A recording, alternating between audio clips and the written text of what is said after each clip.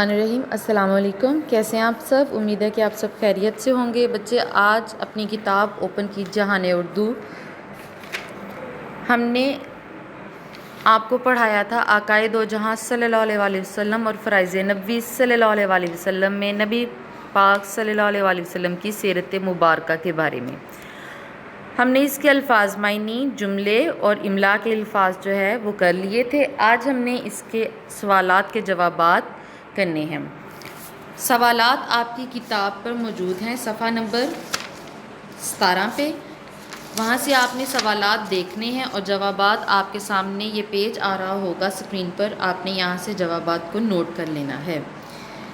سوال نمبر 1 ہے، حضور صلی اللہ علیہ وسلم نے اپنے خدا داد نظریہ حیات کو کتنی مدت میں حقیقت میں ڈھال دیا؟ اس کا جواب ہوگا، آپ صلی اللہ علیہ وسلم نے اپنے خدا داد نظریہ حیات کو 23 برسوں میں حقیقت میں ڈھال دیا۔ سوال نمبر 2 ہے، اس عرب عیسائی عالم کا نام کیا ہے جس نے حضور صلی اللہ علیہ وسلم کو دنیا کا سب سے بڑا انسان قرار دیا؟ بیروت کے، اس کا جواب ہوگا بیروت کے ایک عیسائی عالم داور مجائز جو عرب عیسائی تھا نے لکھا کہ دنیا کا سب سے بڑا انسان وہ ہے جس نے مختصر وقت میں نئے مذہب کی بنیاد رکھی۔ سوال نمبر 3 ہے، آپ صلی اللہ علیہ وسلم نے غیر مسلم رایا کی زندگی کیسے محفوظ اور پرسکون بنائی؟ اس کا جواب ہوگا، تمام مخلوق، آپ صلی اللہ علیہ وسلم نے کہا تھا تمام مخلوق خدا کا کنبہ ہے، کہہ کر غیر مسلموں کے لیے امن و اطمینان کی ذمہ داری اپنے اوپر لے لی۔ سوال نمبر 4 ہے، مسلمانوں کے لیے زندگی سے متعلق تمام تر رہنمائی کہاں موجود ہے؟